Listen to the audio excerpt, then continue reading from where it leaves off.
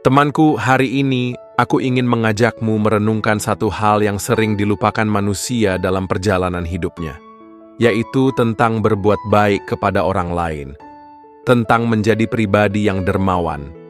Pernahkah kau sadari bahwa orang-orang yang sukses, orang-orang yang besar namanya, dan selalu dikenang sepanjang masa, adalah mereka yang hidupnya penuh kebaikan untuk orang lain?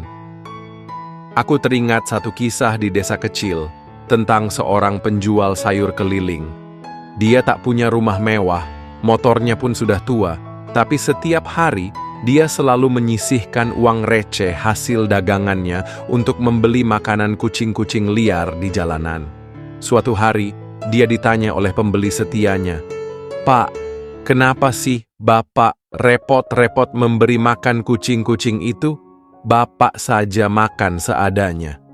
Penjual sayur itu tersenyum dan berkata, "Nak, kita ini hidup bukan hanya untuk diri sendiri. Kalau kita hanya memikirkan perut kita, kita hanya akan kenyang. Tapi kalau kita juga memikirkan makhluk lain, kita akan bahagia." Kata-kata itu sederhana, tapi begitu dalam maknanya. Orang yang dermawan tidak pernah kekurangan. Justru Tuhan selalu memberinya kelimpahan dengan cara-cara tak terduga. Banyak orang berpikir bahwa untuk menjadi dermawan, kita harus kaya dulu. Padahal kenyataannya, kedermawananlah yang membuat kita menjadi kaya, bukan sebaliknya. Orang yang dermawan memiliki hati yang luas. Dia memancarkan aura kebaikan, membuat banyak orang nyaman berada di dekatnya. Tidak heran jika kemudian rezeki, kesempatan, dan kepercayaan mengalir kepadanya tanpa diminta.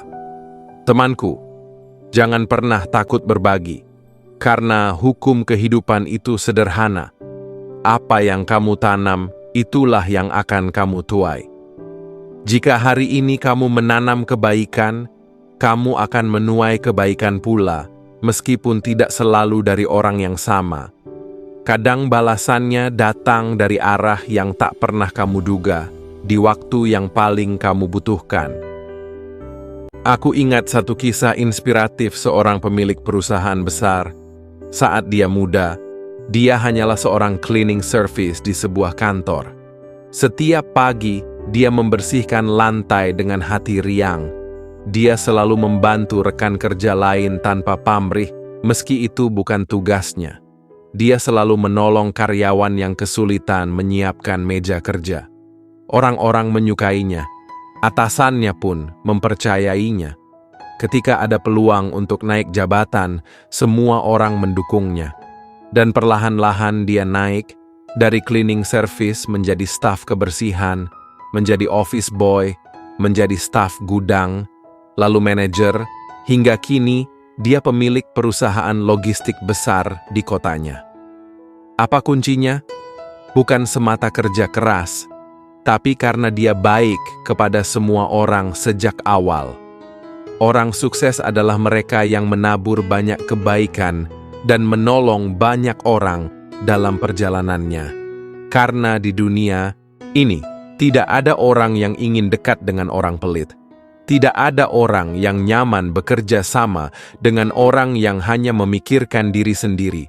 Tapi semua orang akan menghormati, mendukung, dan mendoakan orang yang dermawan yang kebaikannya nyata dirasakan.